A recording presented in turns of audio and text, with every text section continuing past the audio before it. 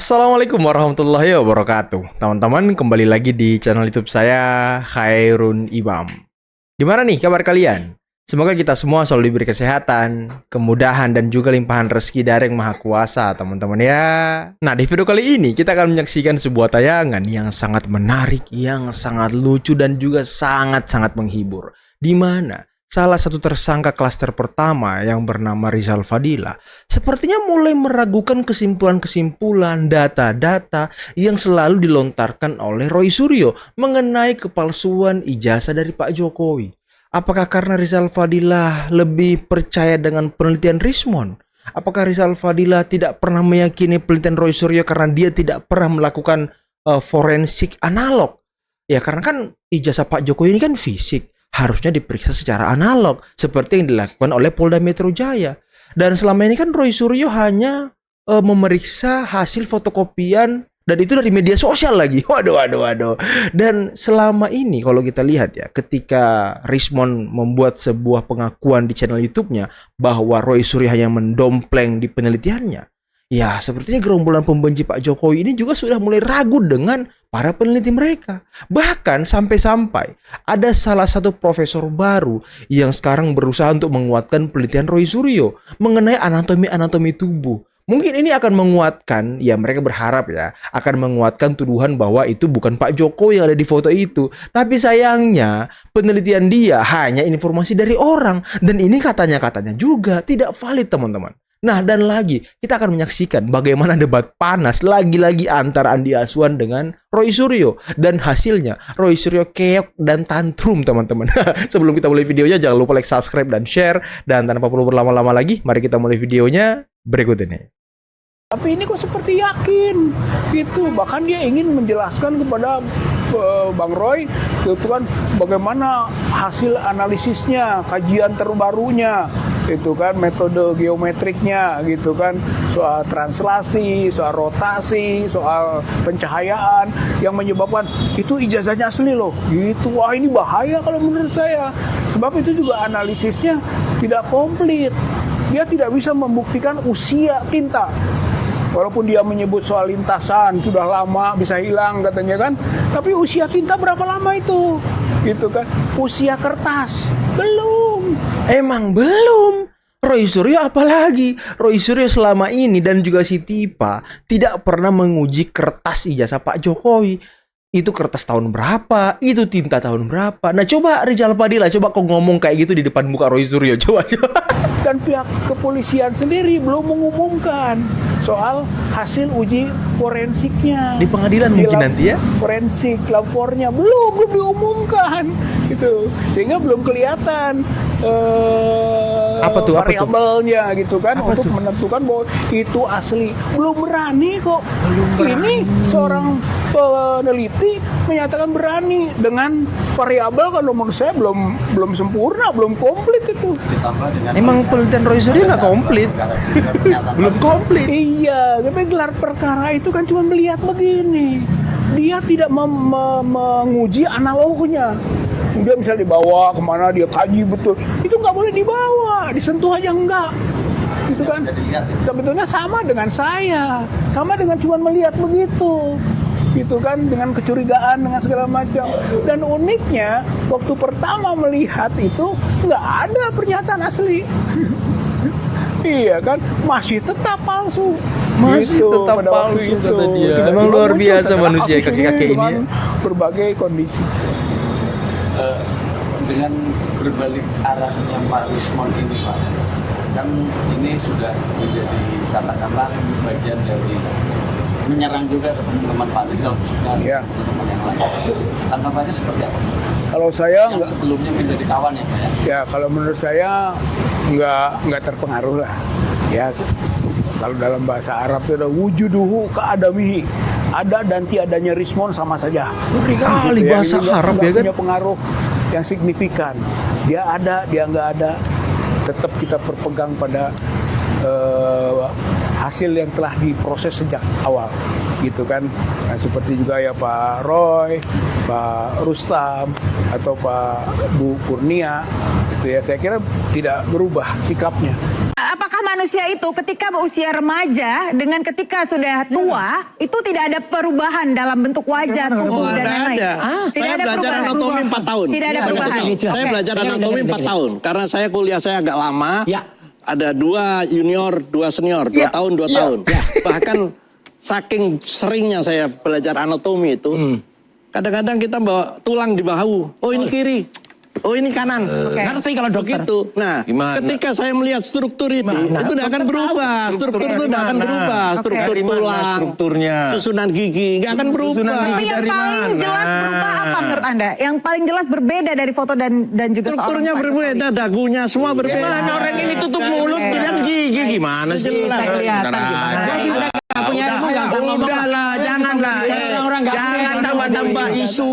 Penjelasan dari Anda terkait dengan ada kertas yang Anda pegang, itu Anda mau menjelaskan terkait apa? Tadi kan dia bahas mengenai stempel Iya, mana? oleh Rismond. Nih, jelas. Kita sudah bedah secara forensik juga dengan menggunakan fatal et al. Sama Alah apa? Itu artinya fatal Dan apa? itu sudah artinya sudah fatal dibilang apa? asli sama Ini Rismond pakar apa sekarang, ini? kan? Pertanyaan saya Ini ketika pakar apa ini? ketika Rismond Jadi, datang ke tempat Pak Jokowi bahwa ini pakar apa ini ya? Enggak, Jadi oke. Rismond ini hanya apa? Anda bisa Yang ngomong fatal dilakukan itu apa oleh Rismond dasarnya? itu, Perlu ahli Ini gampangnya. untuk jelas. menjelaskan fatal Orang error. gampang kalian. Artinya Ini dia kalau tidak lain, menarik udah dari- ditangkap. dari histogram Nggak itu bisa seperti ini. dong. Orang Mas nggak Roy. punya kalian. Dia nggak ngatur dia. Oke, baik. Baik, baik, Mas Roy. Roy, Kalau saya mau jelaskan foto. Roy Suryo itu Iya. dikatakan ahli telematika. Oh, jelas. Dia hanya menumpang. Oh, yang numpang dilakukan apa? oleh Nggak ada. Rismond. Saya ada Dia sertifikasi tidak itu punya ngaco jasa, banget namanya Anda. Ahli Nggak digital bisa. forensik. Nggak bisa. Backgroundnya Ini bukan nggak itu. Hanya ahli fotokopi. Dalam sebuah acara televisi, Rismond Sianipar disuruh pulang ke Tapanuli Utara oleh Hotman Paris Hutapea. Pulang aja. Disuruh pulang kampung. Apa kata Hotman Paris? Rismond Sianipar, kalau memang kau merasa bahwa kau telah merusak nama baik orang Batak, pulang kau ke Tapanuli Utara, minta maaf kau sama raja-raja adat. Minta maaf ke raja-raja adat. Waduh, ini berat banget. Berarti si Rismond udah merusak nama baik orang Batak. Bukan Opung Parbela lo yang bilang ya. Iya. Tapi ini Hotman Paris Hutapea sendiri. Mempermalukan. Lebih bagus kau pulang Rismond. Kalau nggak ada ongkosmu bilang sama Opung Parbela. Kalau cuma tiket ALS-nya Jakarta sampai ke Medan masih sanggup aku membayar. Waduh. Tapi Mau kalau dibayar kau ini mau kan. minta tiket pesawat, minta sama Hotman Paris. Minta sama Hotman. Lebih bagus kau di kampung daripada kau di ibu kota bikin malu. Kalau di kampung kau masih banyak yang bisa kau kerjakan. Nanam padi, ternak lele, ternak babi. Contoh kalau misalnya kau melihara ikan lele, kau panen 1 ton, 100 kilo kau berikan itu hasilnya untuk orang-orang yang nggak mampu. Itu baru namanya hidupmu bermanfaat. Hidup mulia. Ini yang ya kau kan? bagi-bagikan sama orang buku sampah. Orang lagi jalan-jalan pagi, ia di Car Free Day kau kasih buku. Sampai didatangi kau kan. Memang betul-betul nggak ada manfaat hidupmu Rismond. Aduh, yalah Rismond. Saya kira aku tidak bisa ngomong apa-apa lagi. Sebaiknya Rismond Sianipar, kau pulanglah ke Tapanuli, menghadaplah raja-raja adat di Batak ya, agar kau jangan sampai merusak nama baik putra-putra Batak. Kalau memang kau yakin benar, berjuang terus. Tapi kalau kau sudah merasa salah sekarang, kalau ya, ini tidak menuduh, pulanglah ke Tapanuli, temuilah raja-raja Sianipar untuk meminta maaf. Minta maaf kau Rismond. Minta maaf kok, Sama Bang. Marga Sitorus kau nggak perlu minta maaf. Sama raja-raja Marga Hutapea kau nggak perlu minta maaf. Tapi sama Raja Adat Marga Sianipar kau perlu minta maaf. Iya. Baik. Karena kalau kita lihat Saudara Rismond ini adalah motor utama dalam hal apa?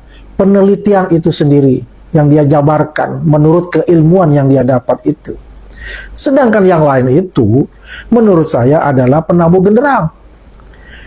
Apa yang dikatakan Rismond mengenai Roy Suryo dalam videonya dia menjelaskan bahwa Roy Suryo itu hanya menyumbang 50 halaman. Hanya Itu mendompleng. pun melalui WA. Coba bisa kita bayangkan. Tapi dia yang paling utama di depan, Roy Suryo ini, seolah-olah dialah adalah the leader dari setiap buku yang dibuat itu. Nah, kita melihat bahwasannya itu pasti ada dampak-dampak dari ekonomi di sana yang membuat suatu keputusan saudara Rismond ini merasa dikadalin, quote unquote ya, oleh Roy Suryo dan kawan-kawannya itu. Saudara Rismond Hasiholaun Sianipar ini yang sekarang ini menjadi musuh oleh teroris yang dulu namanya teroris dan juga dari klaster 1, sekarang musuh dari klaster 1 dan roti. Alasan-alasan utamanya kenapa Roti busuk dia lagi. harus keluar dari barisan mereka ini, penghujat dan pemfitnah dari Pak Jokowi ini, karena menurut Rismond itu sudah konteksnya secara politik. Jadi diarahkannya sudah bukan secara murni menurut dia, tapi sudah politik.